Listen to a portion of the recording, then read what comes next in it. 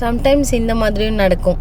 காலையில் முட்டை பாயில் பண்ண பிரேக்ஃபாஸ்ட்டுக்கு, பட் அது மறந்தே போயாச்சு. கஞ்சியை குடிச்சிட்டு அவங்கவுங்க ஸ்கூலுக்கும் ஆஃபீஸ்க்கும் கிளம்பிட்டாங்க. சரி, அந்த முட்டையை வச்சு நைட்டுக்கு டின்னர் ரெடி பண்ணிடலாமேன்னு சொல்லிட்டு நானே ஒரு டிஃப்ரெண்ட்டாக செய்கிறேன்னு சொல்லிட்டு ஒரு முட்டை கிரேவி ரெடி பண்ணேன். அந்த ரெசிபி பார்த்துடலாமா? ஃபஸ்ட்டு கடாயில் எண்ணெய் ஊற்றி அதில் கொஞ்சமாக ஒரு பெரிய ஆனியன் போட்டுக்கிட்டேன். அதுக்கப்புறம் தக்காளி, ஒரே ஒரு பச்சை மிளகா, அதுக்கப்புறம் ஒரு காஞ்ச மிளகா, அதுக்கப்புறமா ஒரு 2 பழுத்த தக்காளியை கட் பண்ணி சேர்த்துட்டேன். ஒரு கைப்பிடி அளவுக்கு புதினா, கொத்தமல்லி அண்ட் கூடவே கொஞ்சம் கேஷ்யூ நட்ஸ் போட்டு இதை நல்லா வதக்கி ஒரு பிளேட்டில் போட்டு ஆற வச்சு எடுத்துக்கலாம்.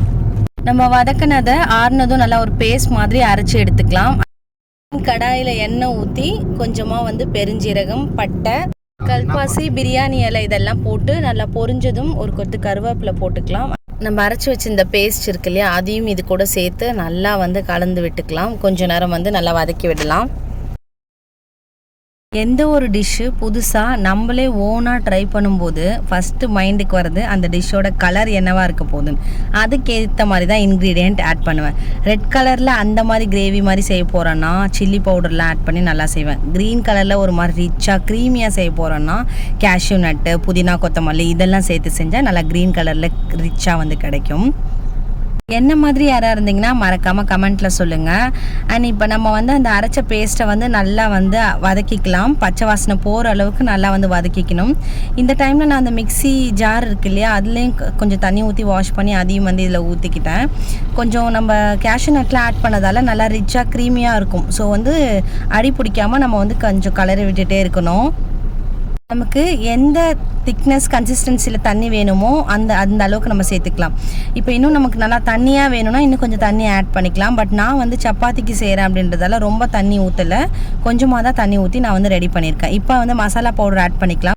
கொஞ்சமாக மஞ்சத்தூள், வீட்டில் அரைச்ச குழம்பு மிளகாய்த்தூள், கரம் மசாலா, கொஞ்சமாக சில்லி பவுடர்.